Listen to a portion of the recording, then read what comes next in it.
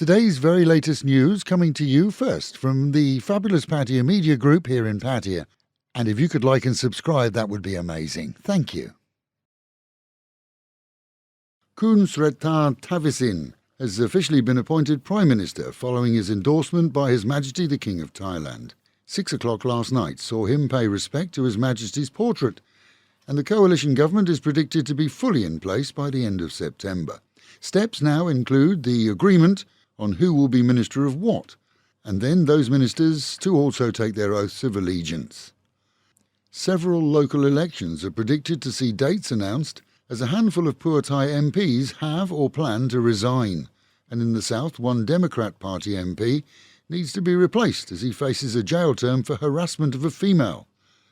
Despite being an interim and caretaking government now, the current team, headed by caretaker Prime Minister General Prayut, will leave behind a fresh roster of highly positioned civil servants, along with military and police heads, as many are due to be replaced on or before the end of September. Former Prime Minister Thaksin Shinawatra, now returned to Thailand following his self-imposed exile, is said to be recovering from several medical issues that led to him being hospitalised yesterday. Now under the care of a team of 6 doctors, Thaksin is currently housed in a police hospital area in the capital following prison-based medics' attempts to stabilise his breathing and heart issues. Perhaps due to the stress of his arrival here, those conditions have led to him being firmly ensconced in the multi-storey hospital. 17 years in exile, his return occurred on the very same day that Pattaya Tai leader was chosen as Prime Minister, and having given up the high life abroad, not being short of money but frail in health, it's assumed that he at least predicts that his period of incarceration will not be as long as the 8 years handed down to him in a court this week, in cases for which he was found guilty during his absence. In Narathiwat, 4 local civil servants are to be charged by police regarding construction permits issued to the owner of a firework factory which exploded last month, causing decimation to a huge area, 10 deaths and injury to more than 100 locals. Police General Surachat Hakpan is quoted as stating that misconduct by those civil servants was highlighted during initial investigations which are ongoing.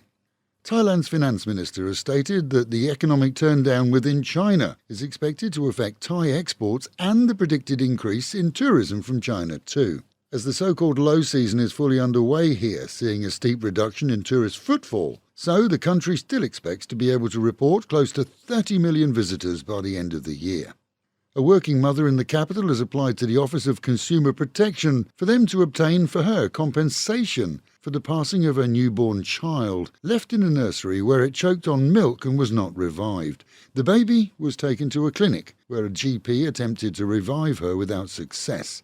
The nursery, a legal and licensed centre, has, according to the mother, not been in contact with her since a few days after the child passed last month.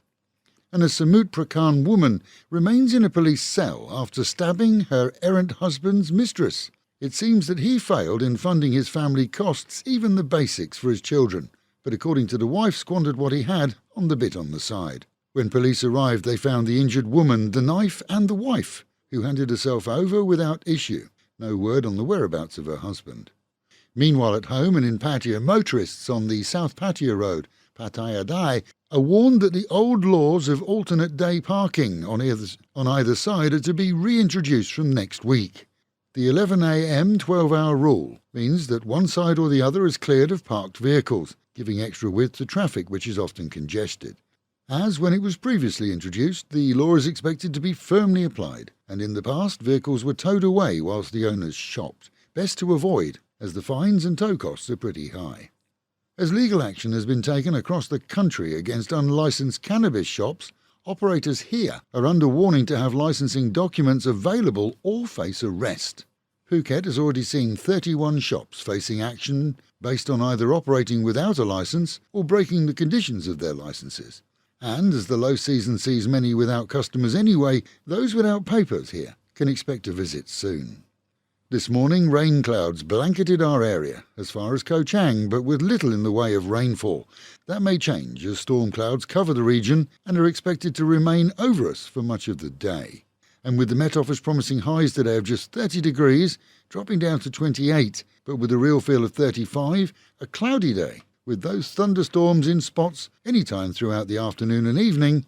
Local and national news today from Fabulous 103 FM and Fabulous Pattaya Media Group. And to get a notification every time we release another bulletin or programme, like and subscribe to our channel, Fabulous Pattaya Media Group, by using the link below.